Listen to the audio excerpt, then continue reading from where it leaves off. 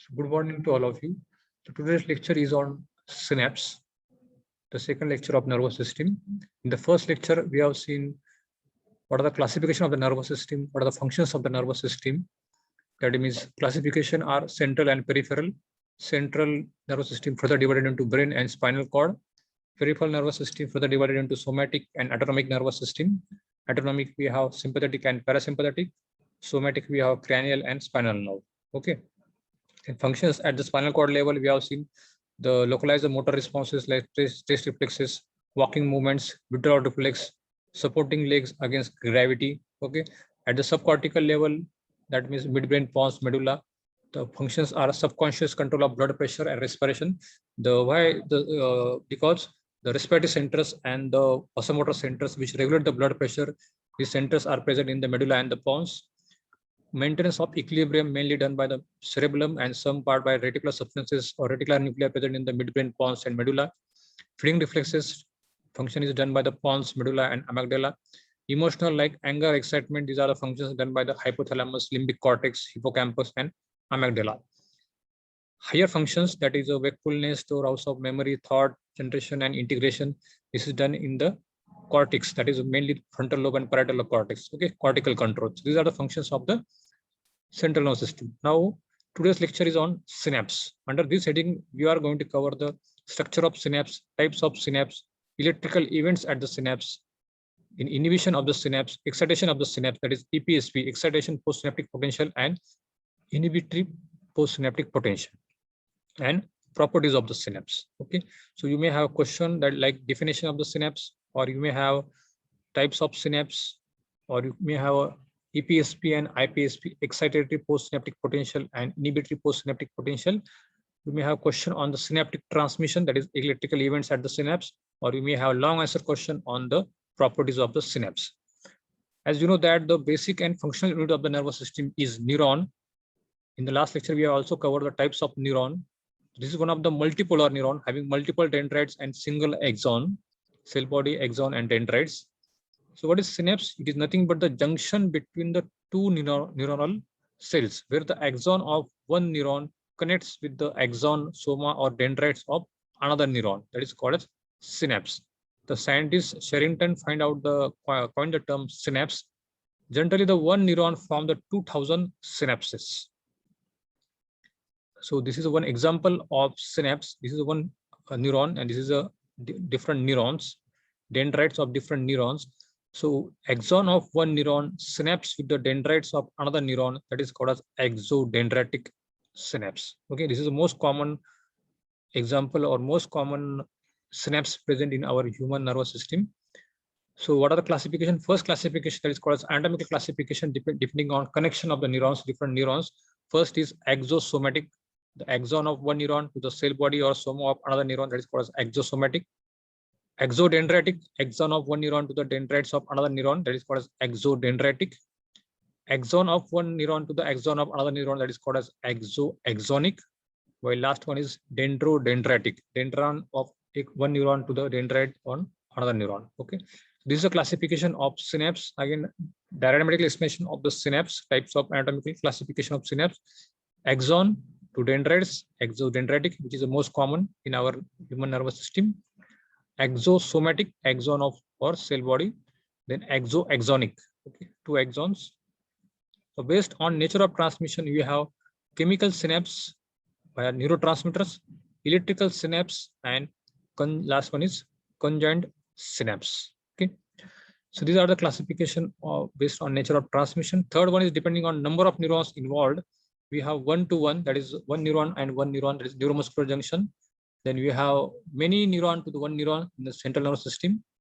In sympathetic nervous system, you have one neuron to the many neuron. Okay, so these are the classification of synapse depending on number of neurons involved. Okay, now what is the exact structure? Mainly the most commonly in chemical synapse. What are the different structural components present in the chemical synapse? You know that parts of the neurons.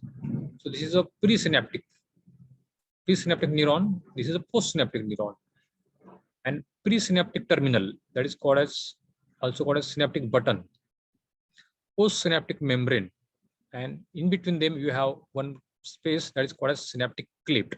So these are the parts of the chemical synapse. One is presynaptic neuron, second is postsynaptic neuron, presynaptic membrane, postsynaptic membrane, and in between them you have synaptic cleft. Okay, so again same example. In the presynaptic neuron, presynaptic knob or synaptic button, what are the components present? Mainly the mitochondria, which form the ATP, which is helpful for formation of the neurotransmitter. Synaptic vesicles, once the neurotransmitter is formed, they store in the synaptic vesicles. Okay, now there are different types of vesicles: small clear vesicles, small vesicles with dense core, large vesicles with dense core. So there are, depending on types of vesicle, the neurotransmitter are acetylcholine, GABA, glycine, glutamate, catecholamines, neuropeptides.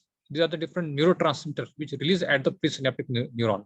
Okay, then synaptic cleft, that is a space present between the presynaptic neuron and postsynaptic neuron. Okay, and over the postsynaptic membrane, you have one receptors, or there are different receptors present. Once the neurotransmitter is released at the presynaptic membrane, they bind to this postsynaptic receptor. Okay, so this is the most common example, as we have learned in the neuromuscular lectures, how the neuromuscular transmission take place. This is the same thing. So at the action potential generated at the axon hillock. What is axon hillock? It is nothing but the initial components or initial segment of the axon, where it arises from the cell body. So this component is called as axon hillock. Okay, where the action potential is generated. So once the action potential is generated at the axon hillock, it arises at the presynaptic terminal, presynaptic membrane. Okay, and what happened then? It opened the voltage gated calcium channel, and because of that there is an entry of calcium from the synaptic cleft into the presynaptic membrane, and this calcium is helpful for the fusion of the vesicles which is present in the presynaptic terminal. Okay, and once that it releases the neurotransmitter at the presynaptic membrane, and this neurotransmitter then bind to the receptor present over the postsynaptic membrane. As the receptor present over the postsynaptic membrane, it is also called as postsynaptic receptor. Okay, and then further action take place. And after that, that neurotransmitter, suppose for example acetylcholine, that break down with the help of acetylcholinesterase enzyme into the choline and acetic acid. Okay, and that choline and acetic acid is enter into the again presynaptic membrane. With the help of ATP, they form the again neurotransmitter. Okay, so this is the one question, that is write down the mechanism of the synaptic transmission. That means just now I have explained you how the action potential arises at the presynaptic membrane. After that, there is opening of the calcium channel. There is an entry of calcium into the presynaptic membrane. Then there is a fusion of the vesicles, and there is release of neurotransmitter by a process called as exocytosis, from inside to outside. Okay, same thing with different diagram. The acetylcholine break down into the choline and acetic acid, enter into the presynaptic membrane. With the help of ATP, they form the again another neurotransmitter. Now, once the neurotransmitter bind to the postsynaptic membrane, what are the different components present at the postsynaptic membrane? One is binding components, where the neurotransmitter bind to that particular receptor, and second is ionophore components. That ionophore components, you have two types. One is called as ion channels, cation channels and anion channels, and we have second is second messenger activator system. Okay, so these are depending on the different nervous tissue. We have different types of these ionophore components. Okay, now suppose there is a release of neurotransmitter, excitated neurotransmitter, they will open the cation channels. If there is a release of inhibited neurotransmitter like glycine, it can activate these anionic channels. Okay, so depending on which neurotransmitter, whether it's excited neurotransmitter or inhibited neurotransmitter, they can really open these positive cation channels, positive channels. That means they causes entry of that positive channels inside the cell, or they can, if there is an inhibited neurotransmitter, they can causes negative ions channels into the cell. Okay, that is called as anionic channels. Now, second component, that is second messenger system, that is very specific. That means it mainly useful for the long-term memory. The neurons which are involved in the long-term memory process, in that neuron, this second messenger activator system is present. Now, specificity of this second messenger activator system is that there is a presence of G protein, which have three components: alpha components, beta components, and gamma components. Okay. Now, suppose this in this diagram, you can see that this is cell membrane, this is the receptor, postsynaptic receptor. Once the neurotransmitter is released by process of exocytosis, they bind to this postsynaptic receptor. Okay, and then next is they activate the G protein system, mainly the alpha components. And what is the role of that alpha components? There are they function either one of the four. Okay, first is either they can open that particular channels, cation or anion channels. Okay, second, they can activate the enzymes present in the cell membrane. Okay, that is called as membranous enzymes. Okay, or they can activate the intracellular inside the cell. They can activate one or more intracellular enzymes. And last one is they activates the gene transcription, protein synthesis, or structural changes in the protein. Okay, so once the G protein get activated, mainly the alpha components functions either one of these four ways. Okay, and then further action take place. So this is the action of G protein. Okay, so you may have a short answer question on this second messenger system, like with the help of G protein, alpha, beta, and gamma components, which is mainly useful for the neurons which are involved in the long-term memory. So what are the electrical events? Synaptic transmission take place at the presynaptic membrane. It is either inhibitory or excitatory, depending on the particular neurotransmitter is excitatory or inhibitory. Okay. Now, suppose for this in this diagram, in example is this is a diagram is resting membrane potential around -65 millivolt.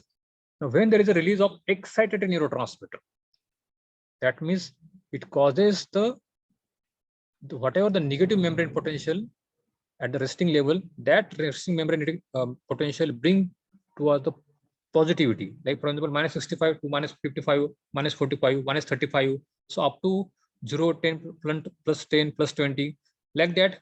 The membrane potential, resting membrane potential, negative resting membrane potential moving toward the positivity, that is called as depolarization. Okay, there is nothing but the when the excitatory neurotransmitter is released at the presynaptic membrane. Okay, so that means there is an entry of sodium. You know that ECF contain abundant amount of sodium and chloride, while ICF contain most abundant ion is potassium, K+. Okay, so when there is a release of excitatory neurotransmitter, it can causes the entry of sodium from ECF to ICF inside the cell.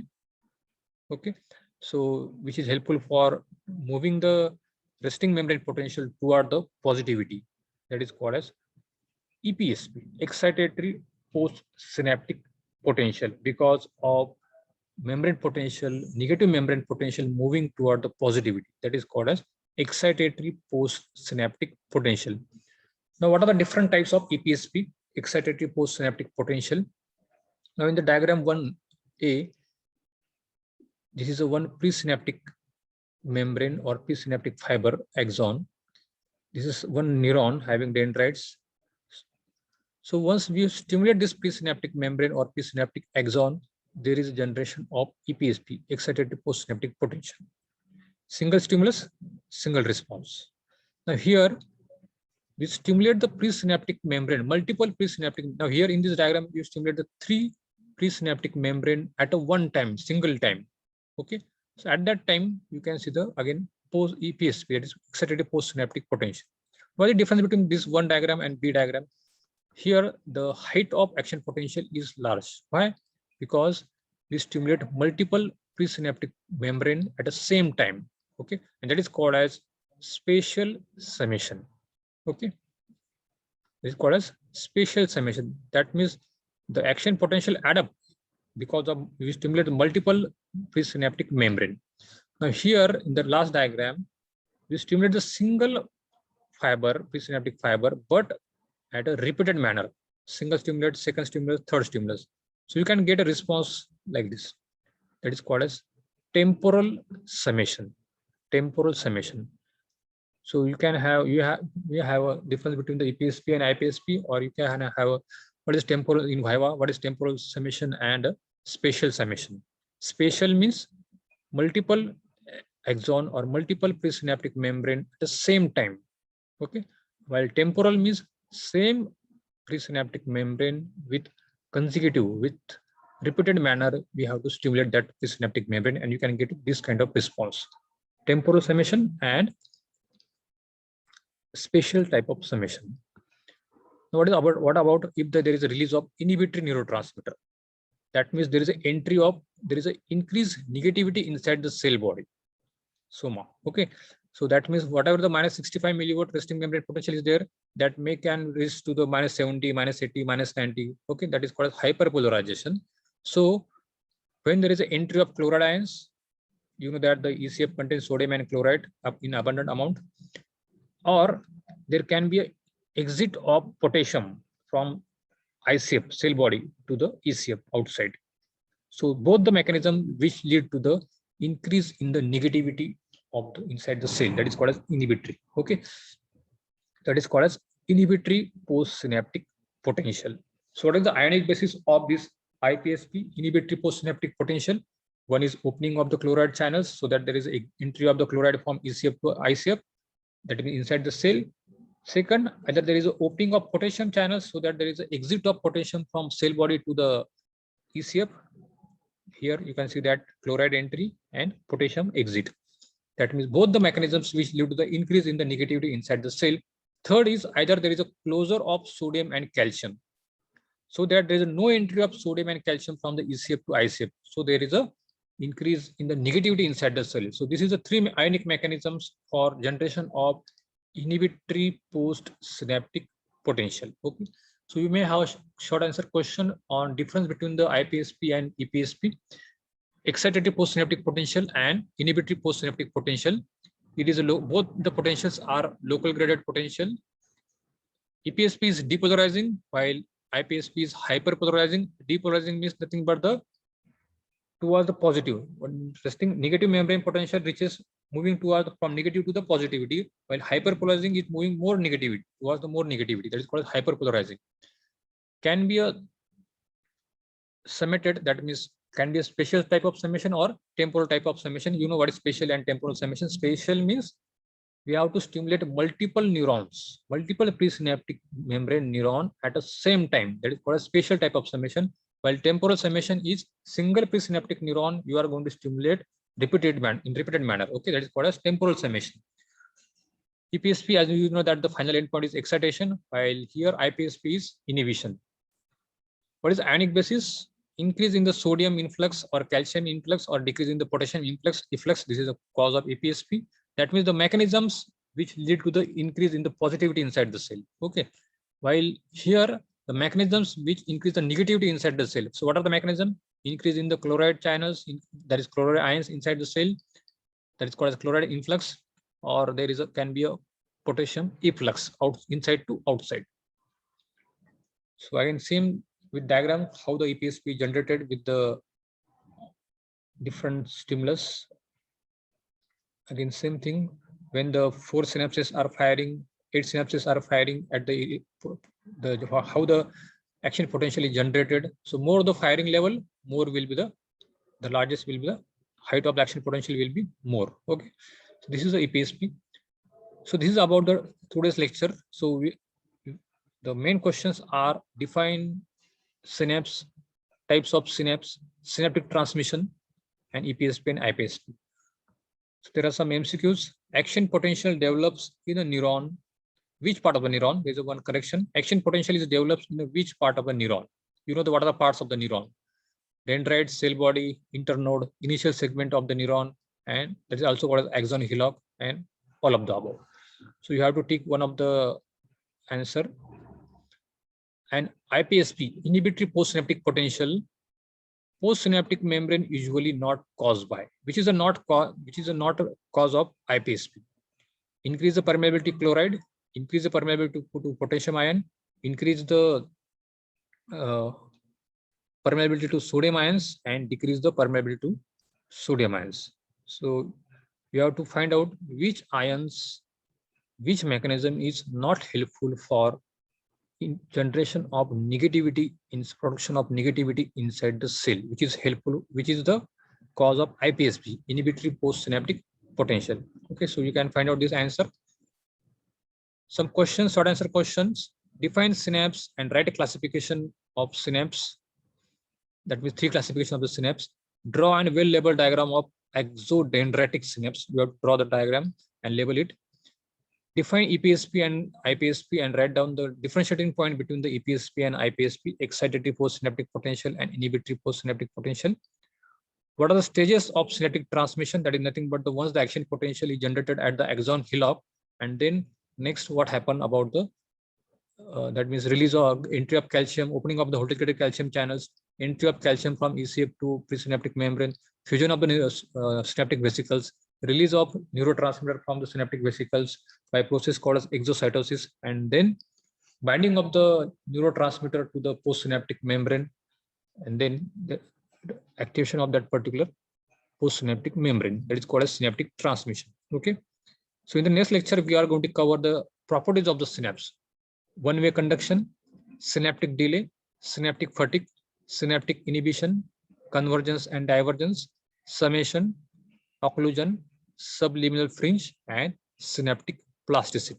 So this is very important question, long answer question. Define synapse and write down the properties of the synapse. So to understand these properties of the synapse, you should know what is meant by synapse. You should know what is the cause of synaptic transmission. So be prepared with the today's lecture so that you can understand the next lecture, properties of the synapse. Thank you.